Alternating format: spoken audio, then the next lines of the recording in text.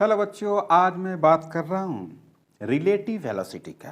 Relative velocity काफ़ी important है और इसमें बहुत कन्फ्यूजन रहता है बच्चों को। तो there is no meaning of motion without reference on observer. मतलब कि हम तब जब तक किसी से कंपेयर नहीं करते हैं तब तक मोशन का कोई मतलब नहीं रहता है। मतलब कि आपका जो मोशन होगा वो किसी के रिस्पेक्ट में होगा, किसी फ्रेम में होगा, किसी ऑब्जर्वर के रिस्पेक्ट में होगा। If reference is not mentioned, then we take the ground as a reference of the motion. मतलब कि ग्राउंड पे ही मोशन होगा। ओके, जनरली वेलोसिटी और displacement of the particle with respect to the ground is called actual velocity. जैसे हम लोग ground के रिस्पेक्ट में ग्राउंड पे जो चलते हैं उसको बोलते हैं एक्चुअल वेलोसिटी और actual displacement of the body. If we describe the motion of particle with respect to object which is also moving with respect to ground, then velocity of the particle with respect to ground is its actual velocity and velocity of the particle with respect to moving object is relative velocity.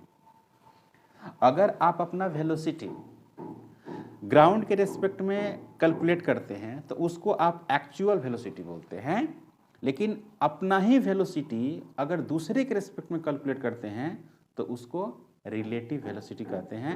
मतलब कि comparison करते हैं उससे, मतलब कि उसको calculate करने के लिए आप घटाते हैं actually. Relative velocity and the velocity of the moving object with respect to ground in reference velocity, जैसे वी रिलेटिव। अगर रिलेटिव वेलोसिटी की बात करते हैं तो actual velocity minus relative velocity, ये हम लोग बात करते हैं। देख रहे हैं, मतलब कि actual relative velocity is equal to, यहाँ पर एक्चुअल वेलोसिटी और रेफरेंस का वेलोसिटी, ये रेफरेंस है नॉट रिलेटिव है, रेफरेंस। तो v actual is equal to v relative plus v reference. मतलब कि वी रिलेटिव अगर आपको कैलकुलेट करना हो तो आप v actual minus v reference करेंगे। अब यहाँ देखेंगे, इफ ए रिलेटिव 0 हो तो वी रिलेटिव कांस्टेंट होगा और s relative is equal to v relative into t हो जाएगा। A relative is constant, then we can use the equation of motion in relative velocity also. तो v relative, u relative, a relative t, इस तरह से ऐसे कर सकते हैं। अब देखिए यहाँ पर थोड़ा सा इंटरेस्टिंग है, काफ़ी इंटरेस्टिंग पॉइंट है। Relative velocity of the rain with respect to moving man. A man walking west with the velocity vm represented by OA.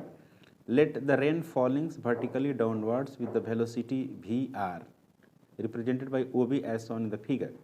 The relative velocity of rain with respect to man, क्या लिखेंगे?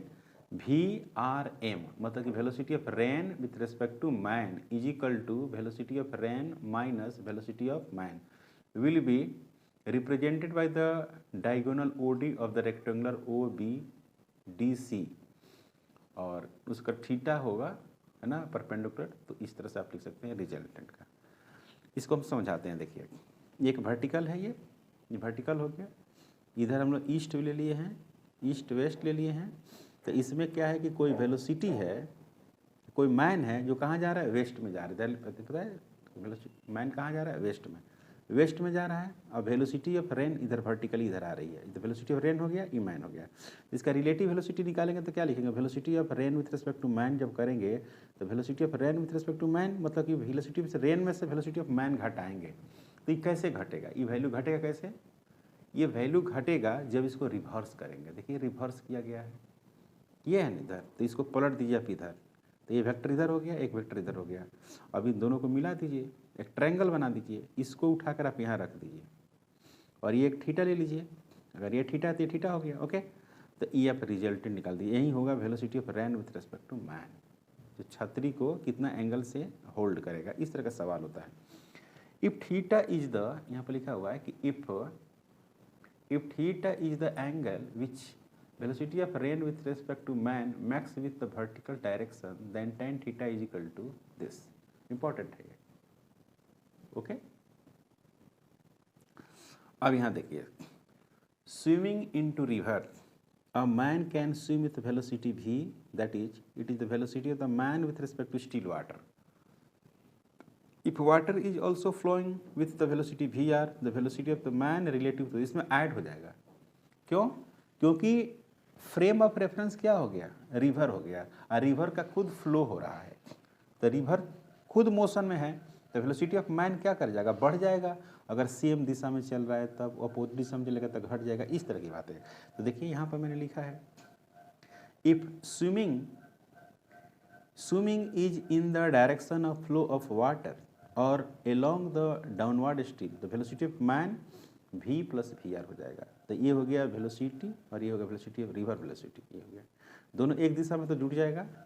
If the swimming is in the direction opposite to the flow of water और along या up stream, तो velocity of man जो होगा v minus we are करेंगे, तो velocity जो v है ये रिवर वेलोसिटी ऑफ मैन है, तो v में से वी आर क्या कर दिए, घटा दिए, ये रिवर का वेलोसिटी है। ओके, अपोजिट डायरेक्शन में। ओके, ये आदमी फ्लो कर रहा है, ये आदमी का एक्चुअल मोशन है, ठीक है, ये रिवर का है। अब यहाँ पर क्या है, कुछ एंगल से हो, ये हो गया आपको यहाँ से यहाँ तक ये चौड़ाई हो गया रिवर की।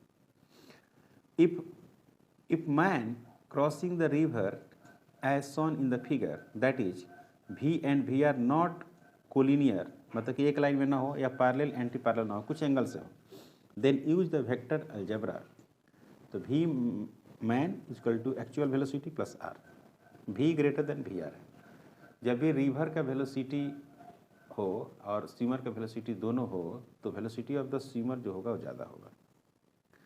तो इधर हो गया रिवर का वेलोसिटी, देखिए ये वाला रिवर का वेलोसिटी हो इस दिशा में, और ये ऐसे चल रहा है, आदमी ऐसे चल रहा है, तो एक्चुअल वेलोसिटी उसका किधर जाएगा, इधर जाएगा। क्लियर है? तो इसका नेक्स्ट जो फार्मूला है वो नेक्स्ट वीडियो में होगा।